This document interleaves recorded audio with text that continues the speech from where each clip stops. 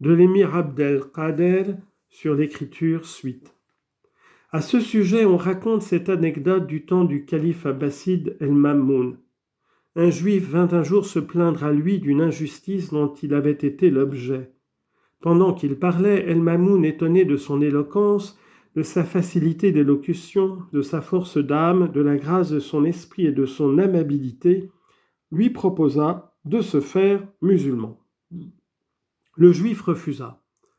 2 ans après, il revint converti à l'islam, chez El-Mamoun qui lui demanda la cause de sa conversion. « Lorsque je sortis de chez toi, lui répondit-il, je me dis en moi-même, expérimente les diverses religions. Je pris une Bible et j'en fis un certain nombre de copies dans lesquelles j'intervertis quelques mots et en supprimai d'autres. J'apportai ces copies à l'assemblée des docteurs juifs qui se jetèrent à l'envi sur les copies et me les achetèrent. Ensuite, je pris l'Évangile, j'y fis les mêmes modifications que j'avais faites à la Bible, c'est-à-dire l'Ancien Testament, et j'apportai les copies à l'assemblée des prêtres. Ils s'empressèrent de prendre mes copies et de les acheter. Enfin, je pris le Coran et je fis pour ce livre ce que j'avais fait pour la Bible et l'Évangile, et j'apportai la copie à la réunion des ulamas. Tous ceux qui les examinèrent de face et de profil et qui les vérifièrent dirent « Ce ne sont pas là des Corans » et ils les rejetèrent. Je sus ainsi que les livres révélés admettaient tous le changement d'une chose pour une autre, à l'exception du Coran, qui est retenu par la mémoire des fidèles. Voilà pourquoi je me suis fait musulman. Lorsque l'islam se répandit, que son empire se fut étendu et que les dissensions se produisirent, on commença à faire un recueil des traditions du prophète et des règles de la loi divine. On s'occupa à examiner, à chercher des indications, à approfondir le sens caché de la loi, à simplifier les règles et les principes, à mettre en ordre les utilités et les jugements reconnus vrais. Ce fut une affaire importante. De plus, le sanad, la référence à l'autorité, est aux yeux des ulamas dans la pratique une condition de l'authenticité du contenu des livres et des arguments qu'on y puise. Le sanad consiste en ce que l'auteur, en cédant son livre à un autre, lui dit « Je te permets de l'enseigner oralement de ma part ». Ou bien celui qui l'a reçu de l'auteur le cède à un autre avec cette même prescription. Il en est ainsi dans toute science. Un livre où manque ce sanad n'est pas digne d'attention, lors même qu'il serait plein de science.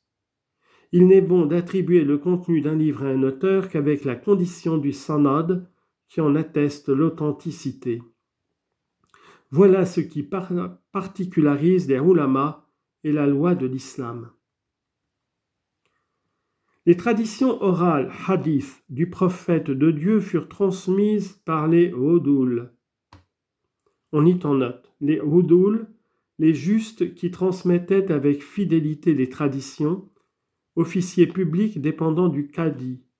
Ils exercent, dit Ibn Khaldoun, les fonctions de témoins entre les particuliers, qu'il s'agisse de constater leurs droits ou leurs obligations. Ils se prêtent à leur servir de témoins dans leurs conventions et à déposer en justice en cas de contestation. Fin de note.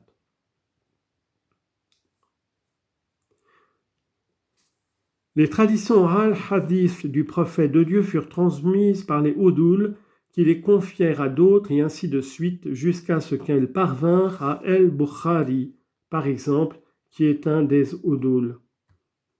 On y en note. Abu Abdallah Muhammad al-Bukhari, fils d'Ismaïl, auteur du Sahih, célèbre recueil de traditions, est mort en 256 de l'Hégire. À l'occasion de l'ouvrage de ce traditionniste, professeur d'arabe à la chaire de Constantine, M. Cherbonneau, m'a adressé une lettre qu'un taleb très intelligent de cette ville, Mustafa ben Ahmad ben Sadat, lui a écrite.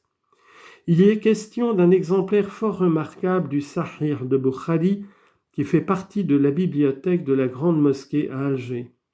Voici le résumé de sa lettre. Étant à Alger, sa patrie et la résidence de sa famille, à l'époque où il fit ses études, il eut le bonheur d'entendre les leçons de 2 professeurs, Mustafa al-Radiri, mufti de cette ville, et Sidi Abdelrahman, imam de la Grande Mosquée.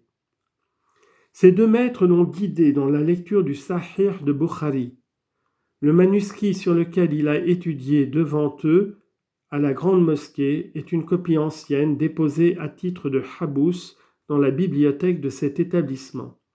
L'exemplaire est composé de 8 volumes. Il a été écrit tout entier par Sidi Abdelkader el-Qassi à Fès dans les premières années du XIe siècle de l'Hégire sur un manuscrit d'Ibn Abi Saada qui fut un des disciples de l'imam al-Bukhari. La correction de la copie est garantie par la science reconnue des maîtres, puisque le seul copiste qui se retrouve entre Sidi Abdelkader el-Fassi et al-Bukhari est un élève de l'imam. Fin de note. Puis Bukhari composa son livre et 90 000 odouls le transmirent de sa part. C'est ainsi qu'il se répandit dans l'Orient et dans l'Occident jusqu'à nous au moyen du sanad. Les sciences des anciens et des philosophes furent délaissées au commencement de l'islam jusqu'à la dynastie des Abbassides. Le premier Abbasside qui y prit intérêt fut Abu Ja'far el-Mansour, qui était à la tête de la science de la philosophie et de l'astronomie. Puis, lorsque El-Mamoun, fils d'Ar-Rachid, monta au califat, il compléta ce que son aïeul avait commencé et sa haute sollicitude fit sortir la science de ses mines. Il envoya des ambassadeurs auprès des rois grecs et leur fit demander les livres des philosophes. Ils lui envoyèrent les livres de Platon, d'Aristote, d'Hippocrate, de Galien, d'Euclide, de Ptolémée et d'autres. Il confia ces livres à l'habileté des savants qui les traduisirent avec un très grand soin. Ensuite, il obligea les Arabes à les lire et les excita à les apprendre. On lit en note. L'émir, dans cette partie de son livre où il traite de l'introduction des livres grecs chez les Arabes, fait ressortir les avantages qu'ils en retirèrent. Un illustre orientaliste dont la mort récente est une grande perte pour le monde savant, M. Étienne Quatremer, semble nier dans un de ses écrits l'influence heureuse des études scientifiques sur les Arabes. Les premiers maîtres des Arabes, dit-il, furent en général des médecins syriens. Ces hommes chargés de faire passer dans la langue arabe les productions grecques consultèrent souvent moins la valeur intrinsèque des ouvrages que leur propre inclination. Familiarisés dès leur enfance avec les livres des médecins, des philosophes, des dialecticiens grecs, dont la lecture faisait leur délice, ce fut dans cette classe qu'ils allèrent chercher en général les ouvrages destinés à former le goût des Arabes.